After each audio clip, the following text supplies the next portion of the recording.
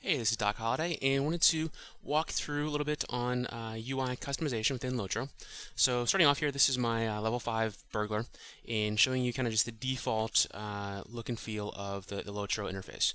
So you see the bottom toolbar, you've got your character portrait, chat screens on the left, and quest tracker on the right.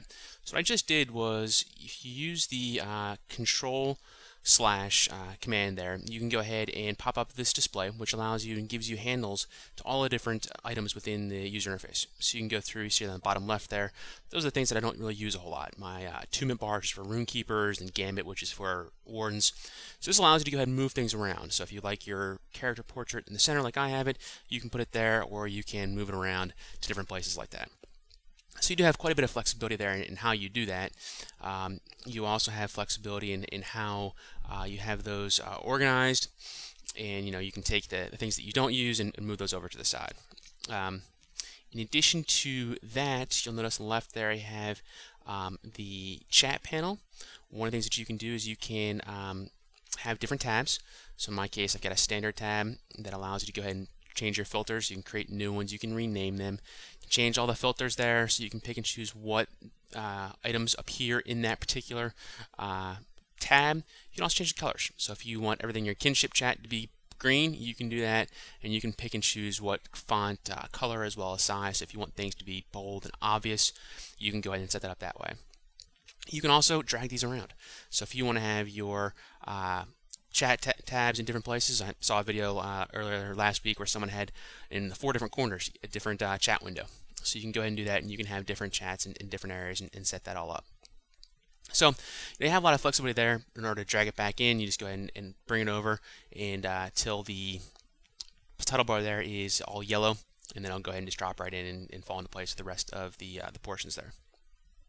Now the other thing that you can do is this bottom panel here is also customizable. So you can pick and choose what icons are there. These are just the default ones that you can pick and choose. So again, this is in the options panel, which is just Control O under UI settings. If you scroll up to the top, or at the very top there, you'll see all the different options here. So you can pick and choose what button is which. So you have the left and the right side. You have 7 buttons on each side, and you can pick and choose. So you may want to say, you know what, I don't really care about which bags I have in which places.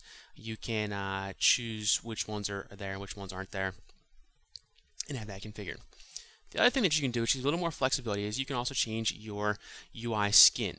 Now this changes a couple of different things. It allows you to change the color of the default background. So in this case, I have mine, this is the LOTRO default, it's blue, but I can also do different kinds of things and change different setups within the actual interface itself. So in this case, this is one of the ones that I use a lot. This is the Divine UI Gold Edition. Now you notice there's both an MBR and an MBC. That stands for main bar right and main bar center. So what you can do is you can actually move that 1 through equal sign section of your toolbar to the side. You can move it to the right or the left. I'm guessing you can probably move it top or bottom if you wanted to. And so I went ahead and selected it. Now I selected the MBR, which is main bar right, but you'll notice things don't quite look right.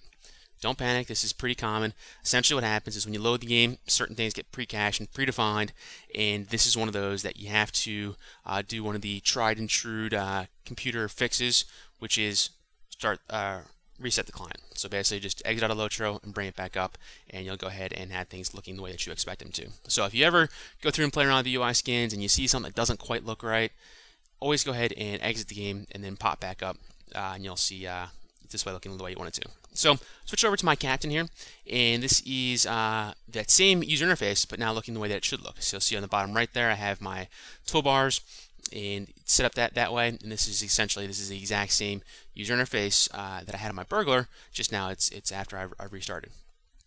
Now what I've also done here is I've gone ahead and I've loaded up a couple of Lua plugins. So in this case, this first one here that I was just kind of mousing around, that was the 2 little parentheses. That's Palantir, allows you to bring up your health and morale displays that way. It also does some other things with regards to wounds and debuffs and that kind of stuff. And then the other one there that has the timer is called buff bars, and that allows you to go through and show all your buffs and debuffs. This also, in this case, I went ahead and used a potion. This also can show you your cooldowns, and you can pick and choose what you show and where you show it and how those are displayed. So you have a lot of different flexibility there, a lot of different things in order to customize your interface from both just what's default within LOTRO to the the skins, and then finally with Lua. And one thing I'll put on about Lua is you're only allowed to change things with regards to your own displays. You can't modify mobs or anything like that, so there is a little bit of protection there.